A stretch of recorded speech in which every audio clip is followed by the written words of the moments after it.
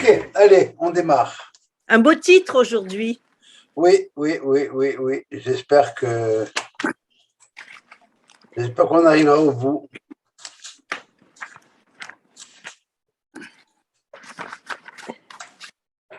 Qui dit ça?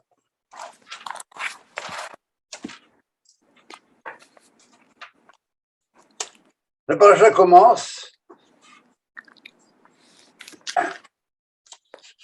après d'avoir décrit le Mishkan, la construction du Mishkan et les habits du grand prêtre, par la phrase suivante. Dieu a parlé à Moïse en disant Kitissa et Rosh Bene Israël Lifkudehem. Alors, Kitissa, apparemment, on ne sait pas ce que ça veut dire. Kitissa, littéralement, ça veut dire lorsque tu élèveras la tête des Béné Israël, l'Ifkudehem, selon leur fonction. Alors, ça veut dire quoi? Chérie, tu ne peux pas faire ça. Il n'y a pas de bruit. Non, il y a du bruit. On va entendre le bruit. Je vais te faire après. Laisse.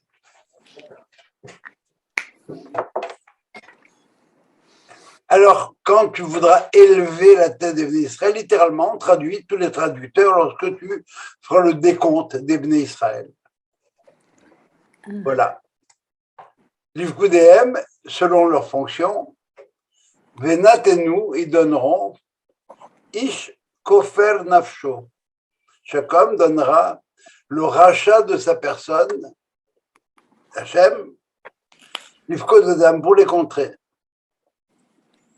Velo Yebahem Negef, il n'y aura pas parmi eux de peste, disons de catastrophe.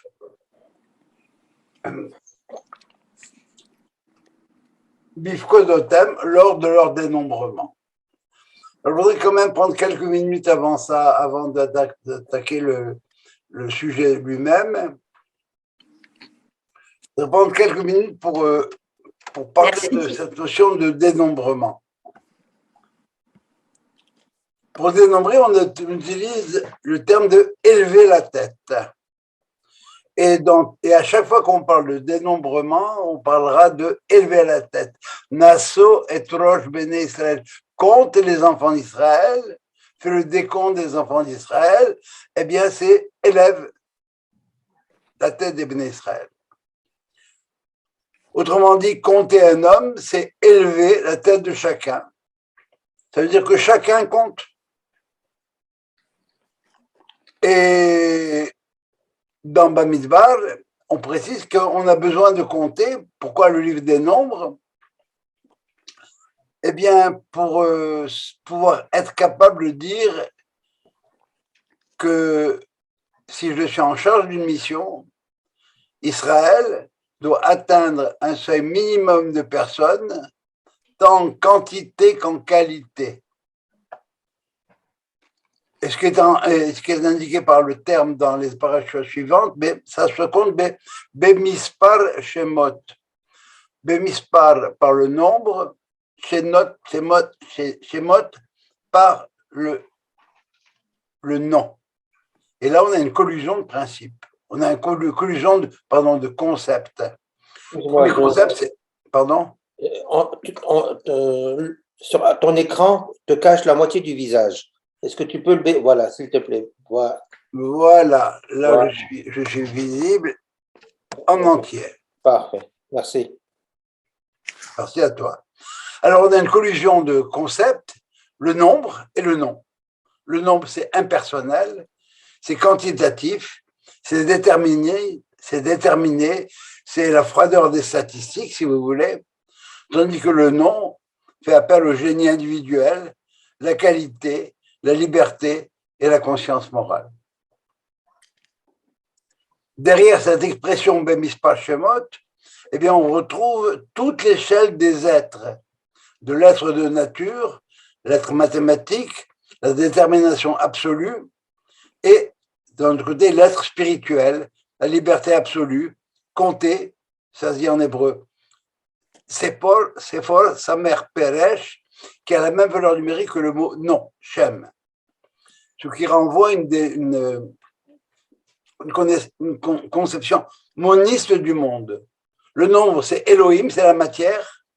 Et je sais que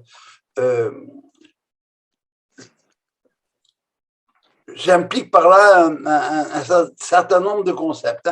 Elohim, c'est la matière, simplement. C'est le monde de la nature. Et le nom, c'est Havaya, une autre Kevav, qui est le nom. C'est le même Dieu qui a créé la nature, et qui se révèle à l'homme libre afin qu'il puisse réaliser son projet qui a une histoire. Alors, au cours de cette histoire, certains arrivent à justifier leur nom et d'autres sont encore dans le cas d'être désignés par le nombre, par leur anonymat, mais à l'intérieur de la collectivité. Si on prend le livre de Shemot, par exemple, Ve'ele Shemot ben Israël, voici le nom des enfants d'Israël qui sont venus en Égypte, et on cite les 12 fils de Jacob. Et les autres, ils étaient 70 au départ. Où sont passés les 58 autres? Eh bien, ils sont dans l'anonymat de la collectivité. Seuls les 12 fils sont nommés. Qu'est-ce que ça veut dire recenser une collectivité? Maintenant, ça veut dire quoi? Si on parle de mispar, de nombre et du nom, c'est faire passer en jugement chacun de ses membres. Mérites-tu déjà le nom qui t'est assigné? Où en es-tu encore dans ton identité Israël? Où est-ce que tu en es? Nommer, recenser, c'est prendre chaque individu et lui faire un scanner. Où tu en es? Tu mérites ton nom, tu as atteint ton nom, tu as atteint ton objectif, ou tu es encore là-dedans, tu es encore dans l'anonymat, tu es encore en projet. Par exemple, Jacob est né Jacob, mais il a dû mériter le nom d'Israël. Et pour ça, il a dû travailler, il a dû se battre avec l'ange d'Ésaü. C'est clair cette idée-là? Pour dire que quelqu'un est soumis à une obligation, on dit qu'il est hayav. Hayav, par exemple, si j'ai mangé un morceau de pain, une certaine quantité de pain, je suis hayav de Birkat Amazon. Hayav, ça veut dire coupable. Mais c'est une culpabilité innocente. Mais je suis encore coupable tant que je n'ai pas fait mon Birkat Amazon, tant que je n'ai pas accompli ce que j'avais à faire. Et lorsque j'ai fait ce que j'ai à faire, je suis patour. Ça veut dire dispensé de quoi? De cette responsabilité-là. Vous retrouvez ici un thème que j'ai souvent développé, c'est le mot niftar, pour dire de quelqu'un qui a disparu, qui a quitté ce monde-ci.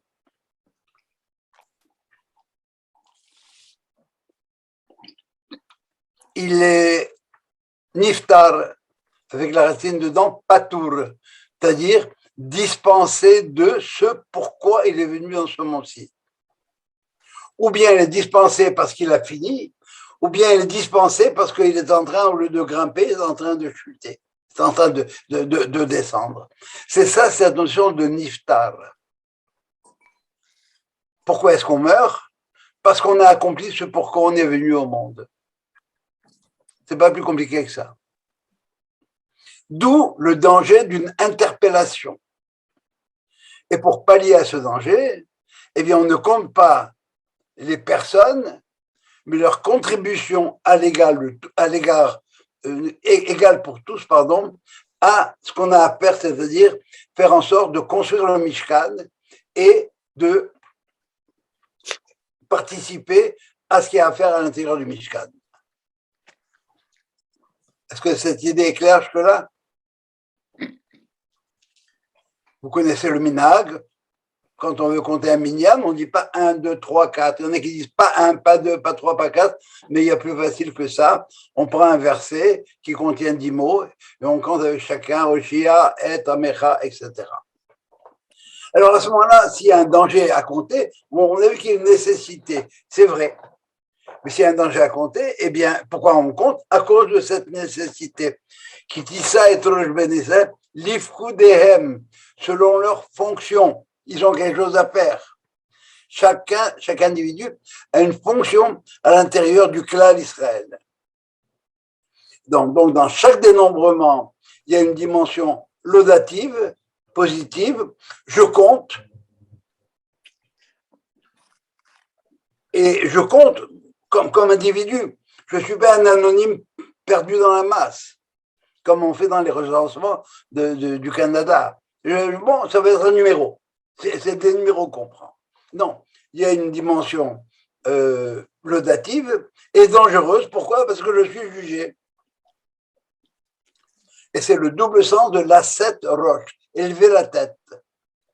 Comme dans l'explication de Joseph, quand il explique aux deux ministres les chansons le panetier, pour l'un et pour l'autre, vous vérifierez, il dit, il va élever ta tête, ou bien il va enlever ta tête. D'où la nécessité du rachat de la personne, parce que je suis peut-être en route pour mériter mon nom. Je suis encore esclave de mes imperfections. Car le statut, ce statut-là, on n'est pas. Je sais pas, est-ce que vous me voyez toujours? Oui. Ah bon. Je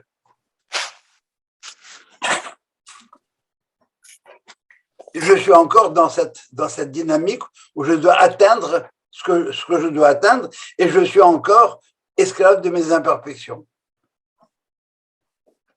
Et ce statut d'identité non achevée est valable pour tous. Plus loin, la paracha va nous dire comment on compte, chacun apporte un demi-shekel. Et c'est la même chose pour tout le monde. Tu es riche, tu apportes un demi-shekel. Tu es Crésus, tu apportes un demi-shekel. Tu es un schnorrer, tu apportes un demi-shekel là. Et on remarquera par hasard que shekel a pour valeur numérique 430 et nefesh, la personne humaine, a pour valeur numérique 430, c'est la même chose. Et pourquoi un demi-shekel? Parce que l'autre demi-shekel, comme tel, il est déjà acquise par la participation à l'être collectif d'Israël.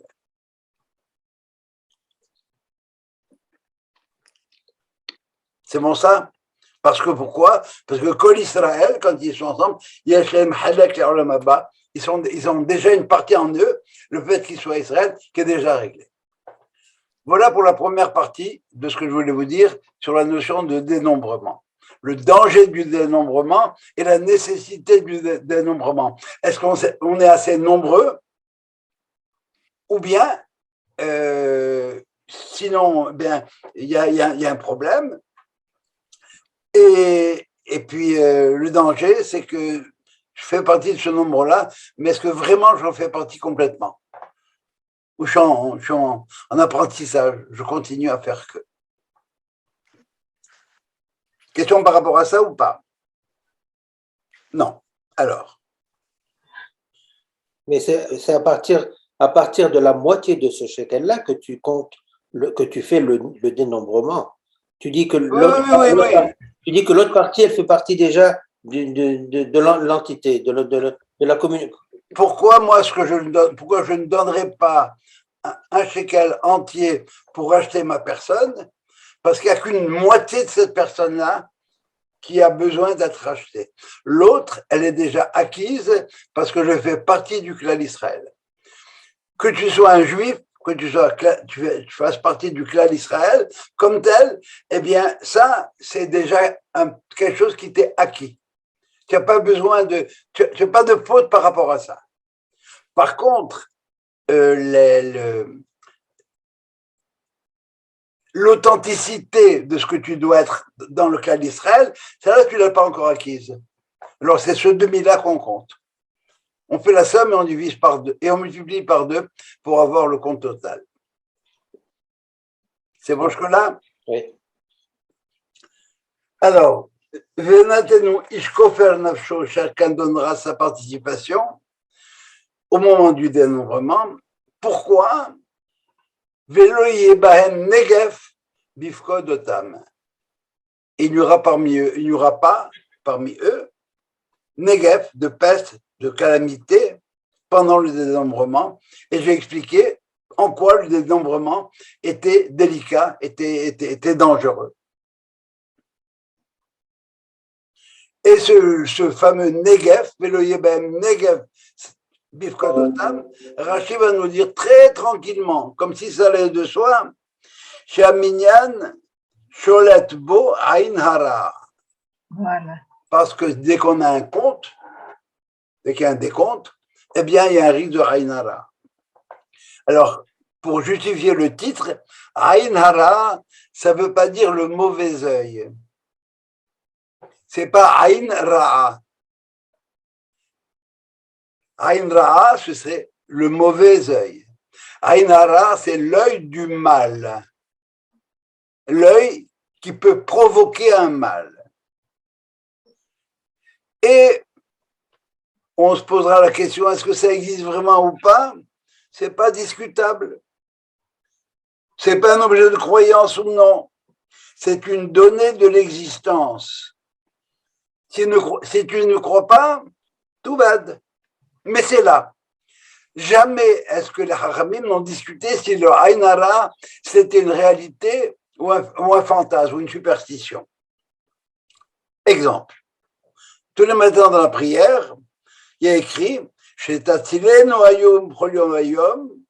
que tu nous préserves, mais Azut Panim de l'arrogance et des arrogants, mais Adam Ra d'un mauvais homme. Qu'est-ce que ça veut dire Ra? Ça, il faudra l'étudier, mais on va pas rentrer là-dedans. On va regarder le terme mauvais. Meshara, Ra, d'une mauvaise femme, mais Yetzera, d'un mauvais penchant, mais Havenra, d'un mauvais ami, mais Shachenra, mais Ain Hara, ou Milachon Hara. Donc, si on commence à prier pour être préservé de cette chose-là, d'abord, ça veut dire qu'on peut être préservé, numéro un. Mais deuxièmement, ça veut dire que ça existe, c'est là, c'est comme tel. Exactement. Et le Shulchan Aruch va aller beaucoup plus loin. Il dit, tu feras pas monter à la Torah un père et son fils l'un après l'autre, ni deux frères l'un après les autres. Pourquoi? Eh bien, parce que il y a un risque de mauvais œil.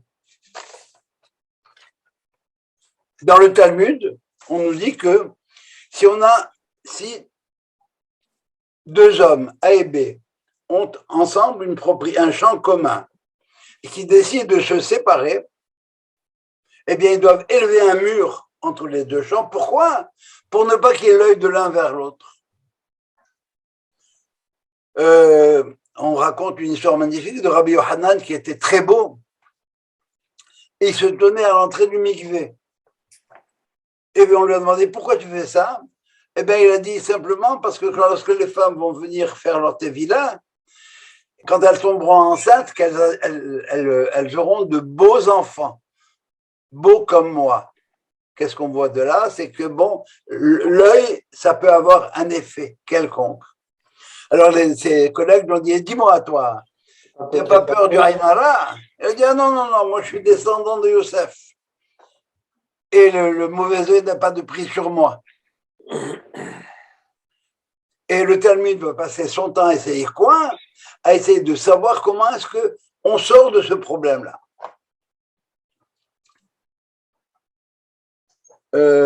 J'ai pris quelques exemples pour montrer combien cette dimension-là, elle est connue.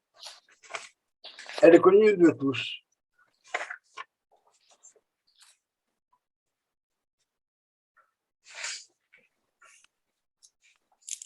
Oups. Bon, eh bien, je ne retrouve pas ça.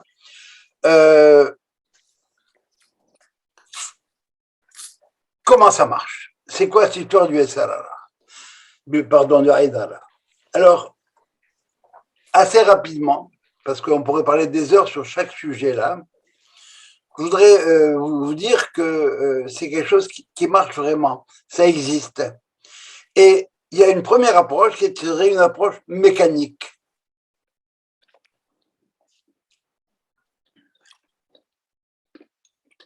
C'est pas une décadence de la foi, c'est pas de la superstition, ça existe vraiment. Excusez-moi, là, j'aimerais bien trouver ce truc-là parce que ça valait la peine.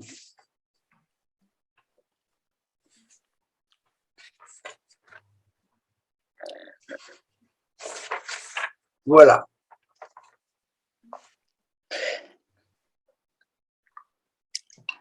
Le Ralbag, un des maîtres, nous dit que c'est quoi le Ainara? Ce sont des vapeurs empoisonnées qui sortent de l'œil.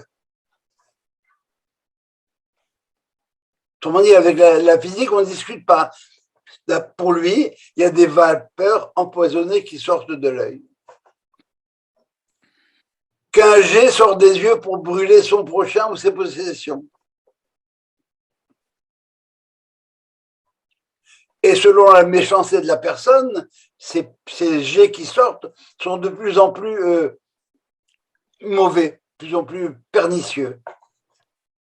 Le Maharal de Prague, un rationaliste, il dit qu'il parle d'un pouvoir de feu dans l'œil. Alors attention là, le pouvoir de feu dans l'œil, le Maharal c'est un rationaliste, on va essayer de comprendre, on comprendra tout à l'heure ce qu'il veut dire par là. Le feu c'est Midatadine, et on verra que on appelle quelque part Midatadine. De la même manière qu'il y a des vapeurs empoisonnées qui sortent des pores de la peau, et bien de la même manière, il y a aussi des vapeurs qui sortent des yeux. Le Malbim veut nous dire que ce phénomène-là a été vérifié par des scientifiques, rapporté dans des journaux. En Russie, ils faisaient subir des expériences à des condamnés à mort. En 1881, ils ont affamé un prisonnier pendant 3 jours. Puis ils ont placé devant lui un morceau de pain. Il pouvait les voir, il pouvait voir le pain, mais il ne pouvait pas le toucher. Ils ont ensuite analysé le pain. Ils ont découvert un poison dans le pain.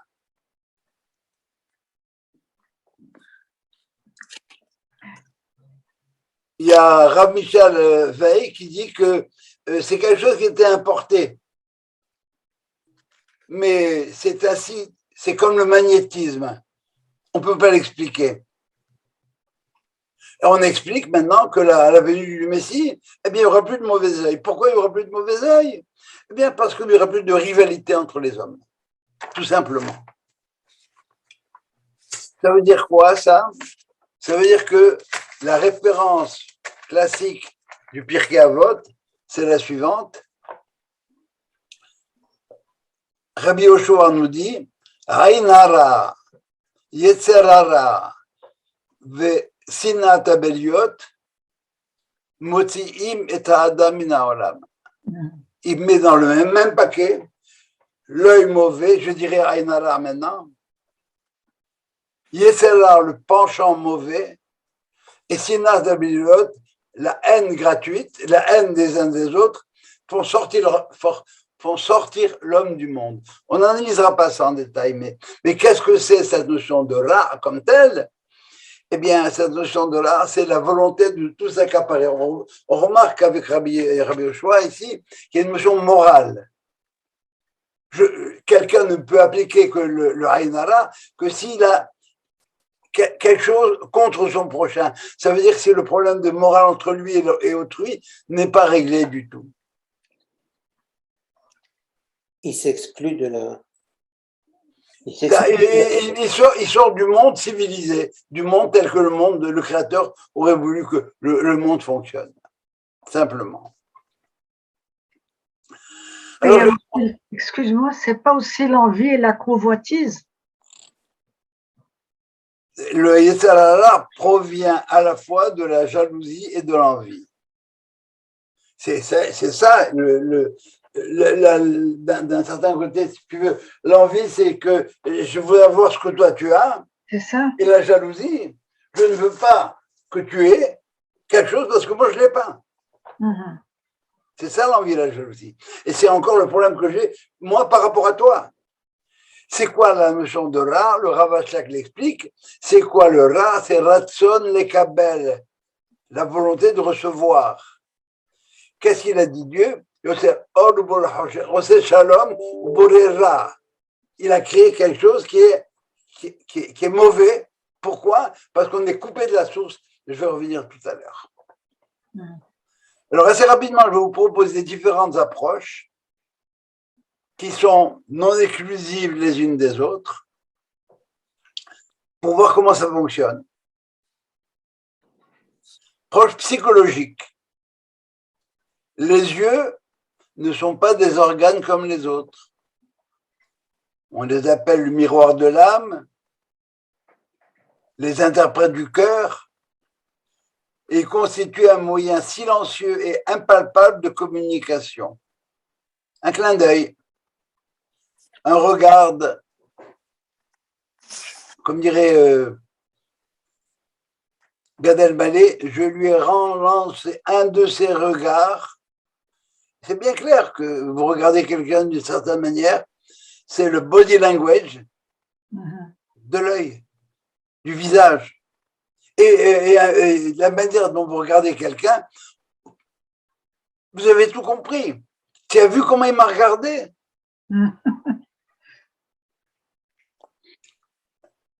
L'hypnotisme, par exemple.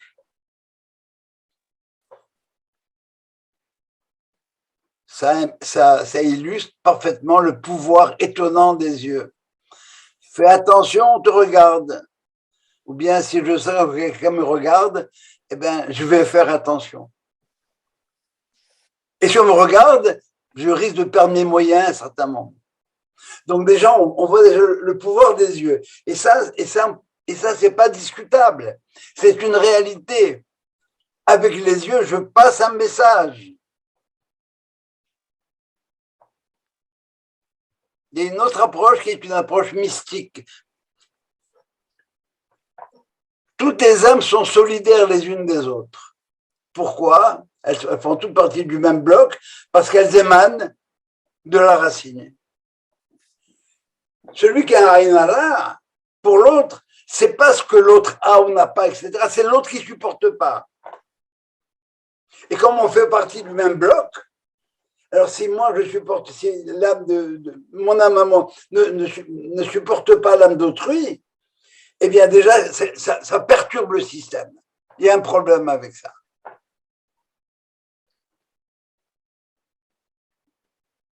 Donc, ça a une dimension, si vous voulez, mystique.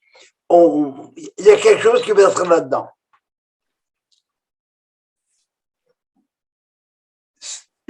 Ma neshama ne supporte pas l'autre neshama, mais on fait partie de la même neshama. Eh bien, il y a un problème. Ça perturbe. Et dans le même ordre d'idées, on peut avoir une approche juridique. Si X bénéficie d'un cadeau du ciel pour des raisons que seul Dieu connaît, qui procède de la midata chesed de Dieu. Celui-là, il a une fortune. Celui-là, il a une belle voiture. Celui-là, il a tout ce que ça va. Et ça procède du chesed de Dieu, de la générosité de Dieu. Et ça ne procède pas du mérite de l'individu. Mais lorsque Y réagit à ça, il va stimuler Midatadine. Pourquoi celui-là, il a cette fortune-là? Pourquoi celui-là, il a telle et telle chose? Alors, on va devoir réévaluer la situation, parce que le bon Dieu là-haut, il sait ce qu'il fait. Ok, je vais donner un cadeau de celui-là, mais pour l'autre, c'est pas tellement mérité. Eh bien, il y a aussi quelque chose dans l'autre. Et par conséquent, la Midatadine, la rigueur, la justice, doit l'emporter dans ce cas-là sur Midata Chesed. Dieu voulait faire du bien au monde, Dieu faire du bien, à l'homme, il l'a créé, mais ça c'est Midata Chesed. Mais est-ce que le mérite? Eh bien, Dieu a dû créer le monde par Midat Adin, Bereshit bara Elohim et Hashamaim.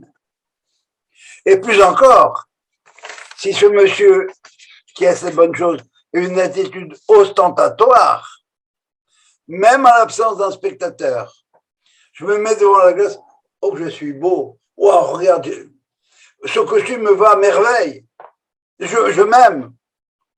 Ben, ça risque d'amener un kitroug, une accusation. On peut se porter le mauvais œil à soi-même. J'ai ça, je remarque que j'ai ça, très bien. Et au nom de quoi, pourquoi tu as ça? Eh bien, ne pose pas de questions. Me mettre en relief moi-même m'expose et me compromet. Et si vous voulez, il y a un parallèle à faire ici avec la prière. Qu'est-ce que je demande à Dieu? Ce qu'il ne m'a pas donné. Très bien. Mais est-ce que je le mérite? Eh bien, c'est pour ça que la prière s'appelle Lehit Palel. La même racine que se juger, se mettre en jugement. Israël n'était pas au niveau des premières tables de la loi. Elles ont été brisées. Israël n'était pas au niveau du temple. Il a été détruit. Pourquoi, nous dit-on? Parce qu'elles ont été données en public. C'était too much. Il faut le mériter. C'est pas gratuit. Et on va retrouver ça dans une approche linguistique. Aïn hara. C'est quoi le mot? C'est quoi le mot ra? Ra, c'est, comme je vous l'ai dit tout à l'heure, Osé Shalom ou Boré Ra. Il fait la paix, mais il a créé le mal, le Ra. Ça veut dire quoi, il a créé le mal? Le mal, en quoi cette création est-elle mal? Parce qu'il a créé à l'extérieur de lui. On est détaché de la source. Qui est le Ra, il est séparé du Créateur. Le Ra, c'est le mauvais, le pernicieux. La teroua, c'est un son entier qui est brisé. Il est marcelé. On a perdu l'unité. Le Réa, c'est celui qui est mon voisin, mon ami, mais il est séparé de moi. Mais il est Réa, il est à l'extérieur. La Gemara va nous dire, la Beracha ne s'attache ni à ce qui est susceptible d'être compté, d'être mesuré, mais de ce qui est caché à la vue. Ce qui est caché à la vue, c'est quoi? Ben, c'est l'âme, c'est l'esprit, c'est l'intériorité. Ce qui peut être compté, qui peut être mesuré, c'est quoi? C'est le corps, la matière. Et la matière est sujette à division. Elle est déterminée. Rien ne se perd, rien ne se crée. Et par conséquent, on n'est pas capable de beracha. La beracha, c'est quoi? C'est la fécondité, le surcroît d'être. Shabbat, on a une neshama yetera. On a un surcroît d'être et on le sent. Ceux qui font Shabbat le sentent, ce Shabbat-là. Une densification, une intensification des qualités. Mais on n'a pas un supplément de corps. Le Aïn Hara, c'est quoi? C'est appréhender les choses selon leurs apparences, selon l'extériorité, regarder superficiellement. La matière est visible, pas l'âme. La création est visible, pas le créateur. Le Aïn Hara occulte l'âme et le culte, le créateur. C'est un peu ce que nous avons vu, si vous voulez, tout à l'heure avec le Rav d'Esther.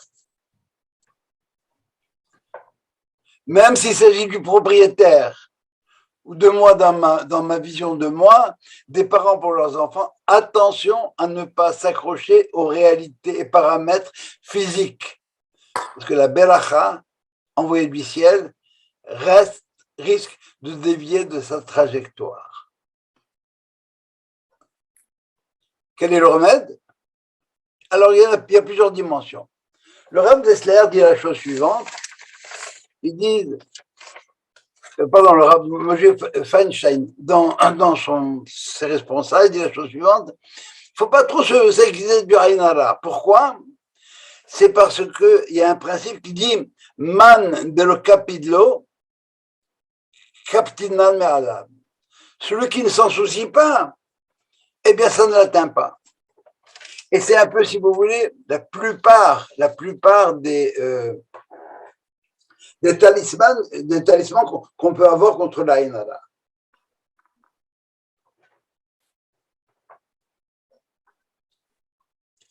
On dit tous les jours, dans tous les Shabbats, dans Eshet Haïd, on dit Sheker Hachen vehebel hayofi. Isharat Adonai. Isha Yirat Hashem et Titalad. Alors, Sheker Hachen, ça veut dire quoi? Ben, la grâce est mensongère. Vehebel hayofi, et la beauté, c'est vanité. Isha Yirat Hashem et Titalad. La femme qui craint Dieu, c'est celle-là qui doit être digne de louange. Oui, comment je vais la louer? Mais je vais la louer en disant qu'elle est belle et qu'elle est gracieuse. Parce que cette beauté, si vous voulez, extérieure, n'est que le reflet de l'intériorité, le cœur de cette personne-là. Mais il faut qu'il y ait Yirat Hashem. Autrement, c'est Yefat Toar. On parle bête, belle, Yefat Toar avec des qualités. Donc, ça vaut la peine. Rabbi Yohanan était prémuni, nous dit-il, parce qu'il était descendant de Yosef Hatzadik. Pourquoi? Mais parce que Yosef Hatzadik était capable de se dépasser, il était capable de dépasser l'ostentation et la tentation des yeux. C'est pour ça qu'on va nous dire Ben Porat Yosef, Ben Porat Alaïn. C'est un fils fertile qui est au-dessus du puits, mais le puits c'est la source, ce qui donne l'eau. Littéralement au-dessus des yeux. Il a dépassé le superficiel. D'où le poisson comme talisman. Pourquoi le poisson? Eh bien le poisson parce qu'il est au fond des eaux et personne ne le voit. Et si vous aimez la boutargue, sachez que quand vous prenez une bouchée de boutargue, vous mangez à peu près 10 à 15 000 morceaux, petits poissons en puissance. Les œufs de poisson, eh bien, c'est chaque petit grain, c'est un œuf de poisson comme tel. Donc, c'est fécond. Vous remarquez en passant que le dénombrement se fait au mois de Hadar. Et le mois de Hadar, c'est le signe du zodiaque du mois de Hadar. C'est quoi? Ce sont les poissons. Un autre talisman va nous le dire, c'est la main, Yad. Pourquoi la main? Eh bien, quand je vous montre ma main, vous voyez Yad à l'envers. Ça veut dire, die, stop, arrête. Ça ne marche pas sur moi. Le mauvais œil n'a pas de prise sur moi. Pourquoi? Parce que ma référence à moi, c'est pas ce qui est visible. C'est l'intériorité. Et c'est comme ça qu'on peut comprendre Rabbi Moshe Feinstein. Il dit, si tu n'y crois pas, ça ne t'atteindra pas. Pourquoi? Si tu n'y crois pas, c'est parce que tu crois à autre chose. Tu ne crois pas à l'extérieur, tu ne crois qu'à l'intériorité des choses. Ça n'a pas de prix sur moi, je ne fais pas partie d'une société avec les intérêts qui comptent, mais je fais partie d'une communauté. Et dès qu'il y a deux juifs qui s'unissent pour étudier la Torah, Dieu s'associe à eux. Alors que les sociétés qui sont indexées à la matière, au quantitatif, sont sujettes à l'effritement, à la division, à la disparition, comme nous l'a montré l'histoire, et les intérêts conflictuels aujourd'hui. C'est aujourd'hui. Un des talismans qui est très utilisé, c'est le fil rouge. Alors, je voudrais vous dire ce que la Haramim passe du fil rouge.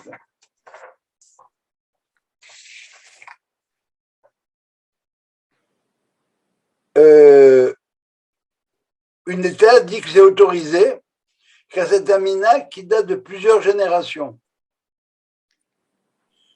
Et on a appris que la couleur rouge fonctionnait contre la Ainara. Alors pourquoi la couleur rouge fonctionne contre la Ainara? Parce que c'est Midat Hadin. Et si je suis moi attaché à Midat Hadin, eh bien, ça n'aura pas de prise sur moi. Et pourquoi c'est Midat Hadin? Pourquoi le rouge serait Midat Hadin? Le rouge, c'est le sang. C'est ce qui est. Ça va? La meilleure manière que j'aurais de te le dire, c'est de se rappeler que les hommes, c'est Midata Hesed et le rouge, c'est Midata Din. Une manière de le montrer, c'est de. Ça me rappelle, excuse-moi, je reviens à ta question tout de suite.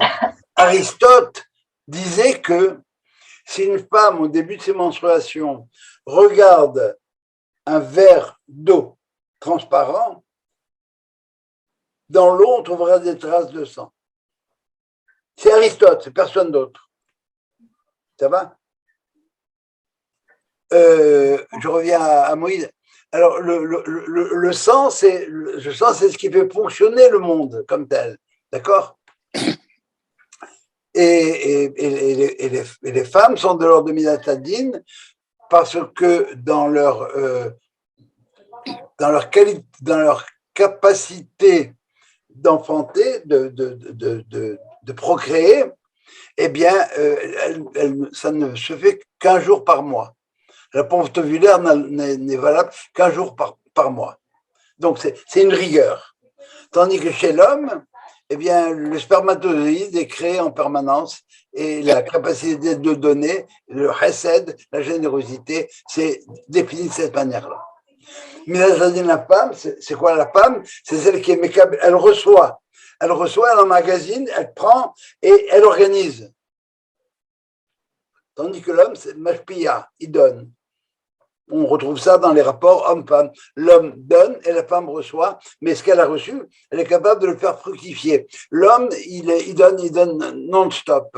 Si vous prenez les symboles qui représentent le masculin et le féminin, l'homme, c'est un rond avec une flèche qui représente le spermatozoïde qui est en permanence en train de bouger. La femme, c'est un rond avec comme une encre parce qu'elle est lestée. Elle est là et ça va, et c'est là et ça bouge pas.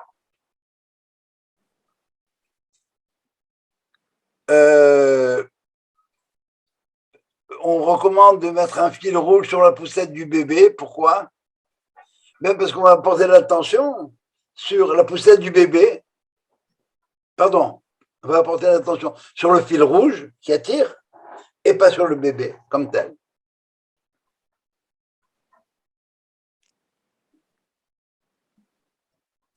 Le Zohar va dire que c'est le fil bleu qui va protéger du mauvais œil. Pourquoi bleu? Parce que ça renvoie au ciel, ça renvoie au firmament, comme tel. D'autres exemples, si vous voulez, c'est mettre les pouces dans les narines. Quoi? Mettre les pouces dans les narines. Ah ouais, c'est quoi ça? Comme ça. Ouais. Si tu crées un mauvais œil, tu mets les pouces dans les narines. Ou bien, tu mets ton dos entre le pouce et l'index.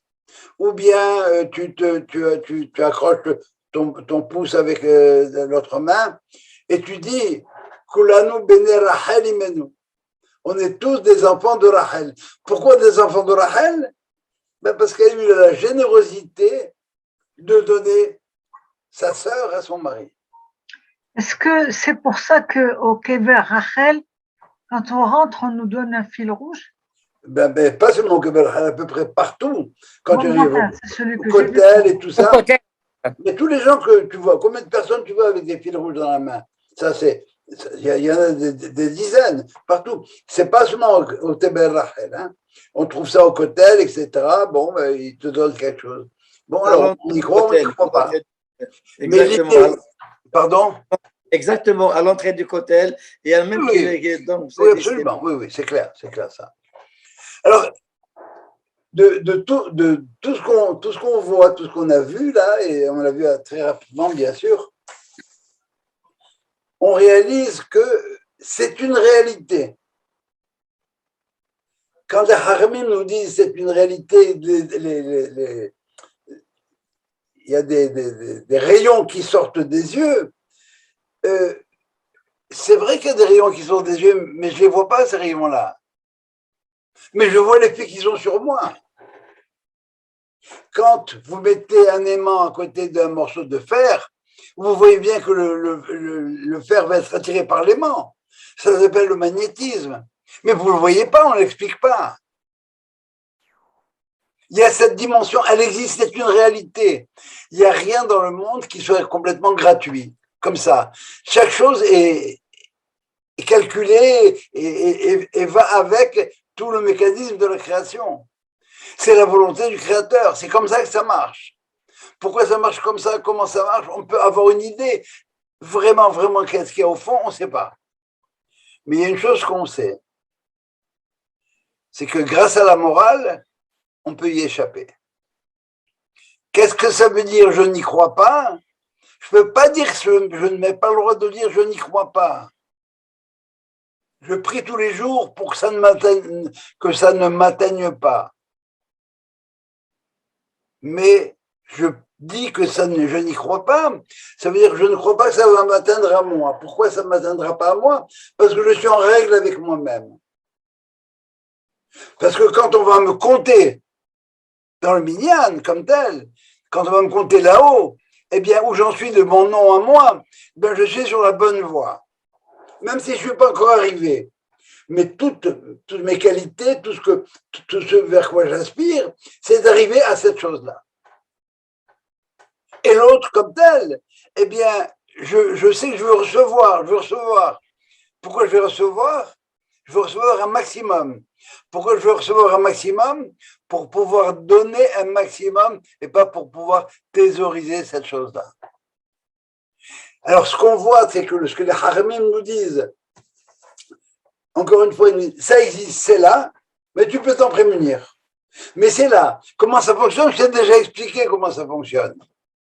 Au niveau des Neshamot, comme dans la prière, quelqu'un te regarde, est-ce que vraiment tu mérites? Tu peux me regarder tant que tu veux, tu ne m'atteindras pas. C'est ça le khamsa. Stop, ne perds pas ton temps. Je suis inatteignable. Pourquoi? Parce que je suis en règle avec moi-même. Au niveau de Midas Hadin, je suis en règle avec moi-même. Alors, les superstitions, tant que tu voudras. Mais c'est pour les gens superstitieux. Les gens qui pensent qu'ils n'ont pas grand-chose à faire et ils ne peuvent rien faire contre les fatalités. C'est faux. C'est ça la foi juive. C'est ça Abraham. Abraham, Dieu lui a dit, sors de ton astronomie. Abraham ne peut pas avoir d'enfant, selon les lois de la nature. Mais Abraham peut en avoir. Le Rav Ashlag a dit, le Rav Steinsaltz a dit, l'homme n'est pas venu sur terre pour faire tout ce qui est possible. Il est venu sur terre pour ne faire que l'impossible. Se dépasser soi-même. C'est ça ce que le Midrash nous raconte, que Dieu a proposé la Torah aux différentes nations. Il a proposé à Ésaü, il lui dit qu'est-ce qu'il y a dans la Torah? Il dit écrit ne tue pas. Il dit je peux pas. Ma bénédiction, la bénédiction de mon père, c'est al halbecha tahiyeh. Tu vivras à la pointe de ton épée. Il a proposé à Ishmaël, il dit qu'est-ce qui est écrit dans la Torah? Il dit tu ne voleras pas. Il dit je peux pas. Il a écrit pour moi, il y a deux Bakol, il y a de Kolbo. Il a la main partout. C'est un voleur. Il a proposé à Moab, qu'est-ce qu'il y a? Pas d'inceste. Quoi, pas d'inceste? Mais on ne peut pas, on descend de là. Qu'est-ce qu'il fait, Dieu? Il veut vraiment que ces gens ne le prennent pas? Il leur met une peau de banane? Pas du tout. Est-ce que vous êtes capable de dépasser votre nature? Si vous êtes capable de dépasser votre nature, alors à ce moment-là, la Torah va vous permettre de vous dire comment faire et vous amener petit à petit à la félicité, à l'ambroisie du monde à venir. Le Aïn Hara n'a de prise que sur celui qui le croit, qui y croit. Pas qui y croit, pardon, qui croit que ça peut l'atteindre. Et quand je dis que je descends de la Halimenu, quand je dis que je suis comme Joseph, ça veut dire que je ne me fie pas à l'extériorité. Je ne me fie pas au Ra, à ce qui est à l'extérieur. Osé Shalom ou Borera, il a créé le Ra, ça veut dire celui qui est à l'extérieur de lui. Non, je veux revenir, moi, au départ. Je sais que je suis à l'extérieur, mais je vais m'en rapprocher le plus possible. Voilà, Rabotai, ce que je vais vous raconter sur l'œil du mal, et pas le mauvais œil.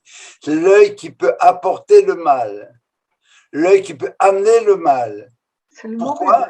Parce qu'il est appelé, le gars qui envoie le mauvais œil, il appelle un jugement sur celui vers lequel il jette un mauvais œil.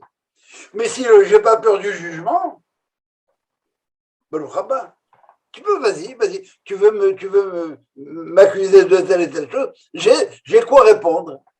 Je suis capable, comme Jacob, de me battre avec l'ange d'Ésaü, qui est l'ange de la mort, qui est l'ange du Yetzirah, qui est par excellence, et à la fin, je vais gagner. Il n'aura pas raison de moi. Ah, peut-être que de mes enfants, ça c'est le problème, les enfants de Jacob, oui, c'est vrai, sa descendance, c'est vrai, il y a eu un problème avec ça. Mais lui-même, intouchable. Il s'appelait Jacob, son premier nom, Shem.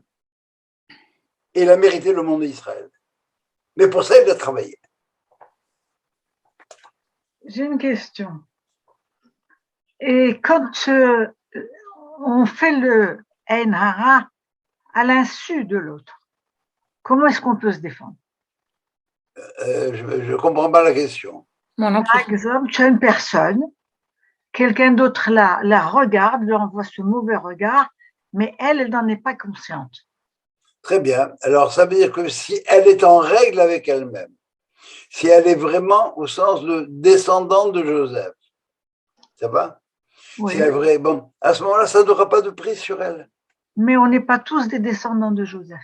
Ben alors justement, alors c'est ça ce qu'on te dit. Si tu n'es pas en règle avec toi-même, ben j'aimerais pas tellement qu'on parle de toi non plus. Parce que si on parle de toi et que tu n'es pas descendant de Joseph, ça veut dire que tu n'es pas à l'abri de certaines fautes, certains travers, eh ben c'est pas bien. Par contre, les tzadikim, on n'arrête pas d'en parler. Rabbi Yohanan, il a dit ça et ça. Il a dit ça dessus-là et ça dessus-là. Pourquoi il pouvait se permettre?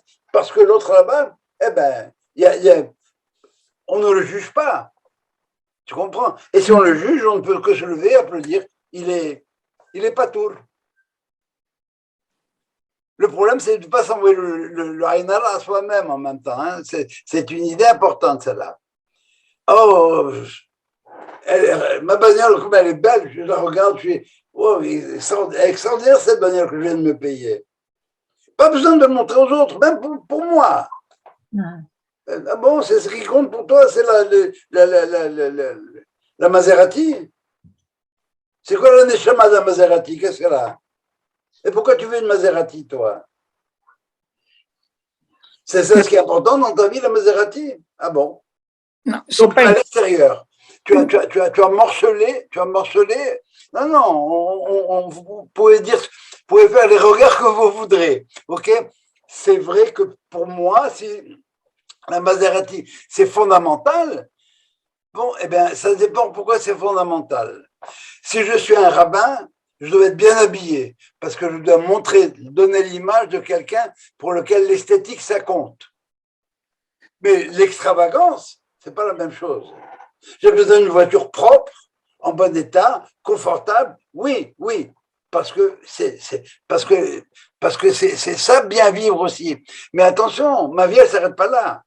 Avec cette voiture-là, je vais aller à droite, à gauche, et je vais faire des surroulis, et je vais convertir bien des gens, ou je vais dire ce que j'ai à dire à plein de gens. Mais pourquoi cette approche de la Maserati? Et le monsieur, il a envie de se payer une Maserati. Pourquoi? Il n'a pas sur le toit, mais il roule dans la rue avec une Maserati. Encore une fois, pourquoi? C'est le paraître. C'est le paraître. Pour moi, mais pas pour le même pour moi. C'est Maserati, c'est beau. Ce qui est beau, c'est quoi? C'est l'extérieur. C'est à l'extérieur. Fondamentalement, cette Maserati-là, why, pourquoi, comme telle? C'est pas nécessaire. Non, mais pourquoi pas? Non, le pourquoi pas, c'est pas une réponse. C'est pourquoi je veux une Maserati, c'est parce que l'extérieur, c'est important. Non, je veux une Maserati parce que ça me fait plaisir d'avoir une Maserati. Encore une fois, non. C'est pour ça qu'il y a 25 marques. Pourquoi ça te fait plaisir? Hein? Pourquoi ça te fait plaisir?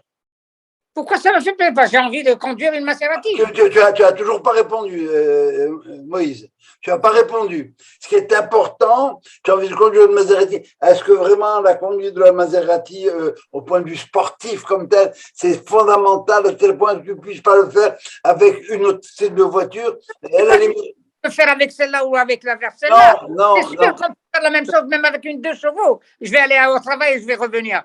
Mais si c'est le plaisir de vouloir et de pouvoir, je ne vois pas pourquoi je répète ce qui est en cause maintenant. C'est pourquoi tu as ce plaisir-là, pourquoi tu as ce désir-là. Et très souvent, je dis bien très souvent, la Maserati, c'est pour qu'on puisse me voir à moi dans ma Maserati. C'est important, ma Maserati. Les gens me regardent, Jogabe, il a une Maserati. Oh là là, oh ce mec, waouh. Et à partir de là, chacun va juger à partir de quoi? Pas de qui c'est Jogabe. À partir de la Maserati. Il a une Maserati. Et lui, qui c'est lui? Mais lui reste Jogabe, mais... Non. Ce que toi, tu vas voir, c'est pas Jogabe. Tu vas voir la Maserati. Et Jogabe, à l'intérieur, tu ne le verras pas. Tu ne sauras pas. Tu sauras qu'il est une Maserati. Jogabe égale Maserati. Bonne chance. C'est, encore une fois, c'est ça, Aïn, ne focalisez pas sur cette chose-là. L'important, c'est l'intérieur et l'extérieur. Non, parce que je me rappelle... Quand je dis Aïn Hara, c'est l'œil qui ne voit qu'une partie de ce qui est de ce qui est. Dans la réalité, tu as le visible et l'invisible. Ce qui n'est pas visible. Ce qui n'est pas visible, c'est le neshama. Ce qui est visible, c'est l'extérieur. Alors, si tu es assez fort pour que ta neshama transparaisse sur ton visage, kolakavod, bravo. C'est ça, Aïn Hara. Ra, c'est la partie, c'est le partiel, c'est l'extérieur, c'est le visible, c'est l'apparence. Alors, tout ce qui est... J'ai une question. Non, répondez-moi. Tout ce qui est visible est Ra? Non. Encore une fois. Alors, ce qui est visible, encore une fois, ça dépend comment moi je vais le voir, comment moi je vais le juger. Dans le visible, si je vois un talmid haram, je vais te raconter une histoire. L'histoire, c'est l'histoire d'un... Je vous l'ai raconté sûrement, mais je vais la re-raconter. C'est l'histoire d'un Bahur Yeshiva qui n'arrivait plus à étudier. Il avait des problèmes existentiels, des problèmes de foi, des choses comme ça. Et il n'arrivait ni à manger, ni à dormir, ni à étudier. Ses copains lui ont dit, tu sais, dans le village à côté, il y a un tzaddik. Va le voir, il va te faire une beracha. Il est allé, il a frappé à la porte du tzaddik, il l'a fait rentrer. Et il est resté 2 jours avec lui. Et il est revenu à la yeshiva, et ses copains lui disent, alors, qu'est-ce qu'il t'a dit? Il m'a dit, il m'a rien dit. Il m'a pas parlé. Mais j'ai vu comment il priait, j'ai vu comment il mangeait, j'ai vu comment il se comportait. Alors mes questions restent mes questions. Mais je peux maintenant, moi, quand je vis un homme comme ça, eh bien, je peux maintenant continuer, recommencer à manger, à boire, à dormir et à prier. Qu'est-ce qu'il avait ce rabbin-là? Rien du tout. Il a vu comment il était. Et il a compris, à la manière dont ce rabbin-là se comportait là, eh bien, il a compris qu'il y avait dans le monde autre chose que ce qui pouvait être intellectualisé, parce que des fois, on ne peut pas toujours intellectualiser ces choses-là. Mais elles sont là. Alors, on peut les voir. La Maserati, c'est qui? C'est qu'est-ce que je vois dans la Maserati? Il y a un rabbin qu'on appelle, je ne sais pas comment le rabbin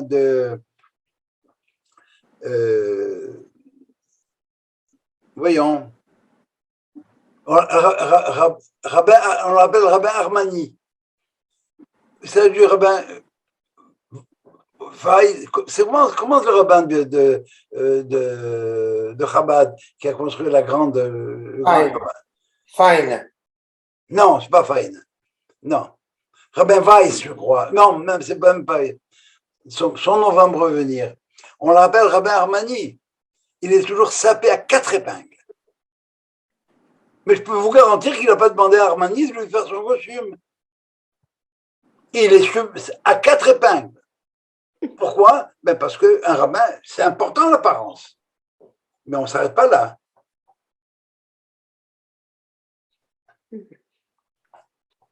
Ça va? C'est l'œil. Qu'est-ce qui est important? Le ra, encore une fois, c'est ce qui est découpé. Dès qu'on a découpé les choses, eh bien, elles sont morcelées, elles sont là comme ça. Et l'unité, où elle est dans tout ça? Je n'ai vu que la Maserati. Mais qu'est-ce qu'il y a derrière la Maserati? Je ne sais pas. Joe, dans tout le paquet de rag qu'il y a là, ma femme me demande la question. Qu'est-ce que ça veut dire, Mipagara? Ah, un pégara, c'est un coup, un accident mauvais. Pégara. Pégara, c'est un coup. Okay. Merci. La Shonara, qu'est-ce que je paie quand je parle de Monsieur X? Eh bien, je ne dis de Monsieur X que ce que je suis en train de dire de lui. L'accent de parler. Il est gentil. Il a fait beaucoup de bien aux gens. Il a donné tzedaka. Très bien, ce monsieur-là. C'est du Lachonra. Mademoiselle Intel, Madame Intel, elle est enceinte. C'est très bien. Je n'ai pas le droit de le dire. Les gens ne sont pas un sujet de conversation. Pourquoi? Parce que quand je vais vous dire que Madame est enceinte, eh bien, peut-être que je vais lui porter préjudice. Il y a un risque à ça. Mais surtout, je devais voir d'elle que le fait qu'elle est enceinte. Pourquoi je lui porterais préjudice? Parce que cette femme-là, tu voulais l'engager comme secrétaire demain. Maintenant, elle est enceinte, tu ne veux pas de problème dans un fond. Ça ne va pas, non? Tu ne l'engageras pas. Il y a un préjudice qui a été posé là. La Shonara. On a parlé de quelqu'un. Qu'est-ce qu'on a dit sur quelqu'un-là? Seulement cette petite chose-là que j'ai dit. Et le reste, c'est qui, elle, au fond, cette personne-là, je ne la connais pas. Je ne peux pas la connaître, en fait. Pour ça, je ne peux pas parler d'elle. Je n'ai pas le droit de parler d'elle.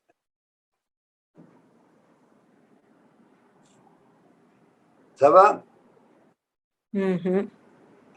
Alors, on voit ce qu'il y a derrière l'œil. C'est vrai, c'est une réalité, ça existe. Il y a des flèches qui partent. Ces flèches de feu.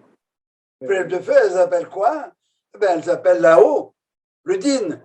Et ce qu'il a, c'est normal. Et moi là-dedans. Et moi, je me regarde, ouais, ma Maserati. Ah bon, ta Maserati. C'est ça ce qui compte. Et le reste, où on en est, c'est tellement important que tu as mis 500 000 $ là-dedans. C'est bien. Tu as 500 milliards, c'est vrai. Pourquoi tu mets 500 000 $ là-dedans? Quelle importance. Bon, ben, on peut justifier certainement plein de choses, mais voilà. Écoutez ça d'une bonne oreille et que vous avez vu ça d'un bon œil. C'est le cas de le dire. C'est le cas de le dire. Merci. Est-ce qu'il y a d'autres questions? Non? Merci beaucoup. Tu as une question, Arthur? Non, j'ai lu récemment que un tzaddik, à l'époque, j'ai oublié son nom, est allé voir ce qui se passe la nuit dans un cimetière et il a dit 99% des gens mourraient du mauvais test. Bravo. Il dit pourquoi il dit parce que il dit à la fin et pourquoi 99% ils sont morts de quoi s'ils sont pas morts à cause du mauvais œil? Alors il répond parce qu'ils ont pris froid d'une façon imprudente. c'est-à-dire le fait d'avoir manqué de prudence nécessaire, s'exposer au mauvais courant d'air, et ça a entraîné leur décès, eh bien, c'est leur faute, parce qu'ils auraient pu l'éviter. Parce qu'ils ont pas observé un commandement de la Torah, que beaucoup d'entre nous n'observons pas, c'est Ushmartem et Nafshotechem Meod. Alors, vous fumez, vous faites passer le gym, vous mangez n'importe quoi, vous ne suivez pas les indications de votre médecin, vous oubliez de faire les analyses. J'ai pas oublié, je suis là-dessus. Mais je suis très conscient de la chose. Quand j'ai voulu le faire cette semaine, c'était complètement bloqué. Bon, mais ouais. On fait pas ce qu'il faut faire, c'est clair. Bon, alors, mais Ben Porat Yosef. Merci. Merci. Mais de toute façon, je suis pas inquiet parce que j'ai le moins de problèmes. Je sais que j'ai un médecin qui s'occupe particulièrement bien de moi. Voilà. Et toi, tu t'occupes particulièrement bien de nous quand tu nous donnes des cours formidables. J'espère que, bon, en tout cas, je ne sais pas dans quelle mesure j'ai apporté quelque chose de neuf, mais ouais, c'est pas, j'espère que on a compris que c'est pas juste une superstition. C'est une réalité. Exact. Et elle a un fonctionnement légal, etc. Et on nous dit comment faire pour y échapper. Est-ce qu'on en est capable? Ça, c'est notre paire de manches. Et c'est la grande bataille. Merci beaucoup. Merci beaucoup. Joël, je t'ai envoyé un lien sur ton WhatsApp. Hein? À qui? À Joël. Merci. Ok. Rabotai, Shabbat Shalom. On se voit Shabbat. Merci. Oui. Et on parlera à la Slam Tech.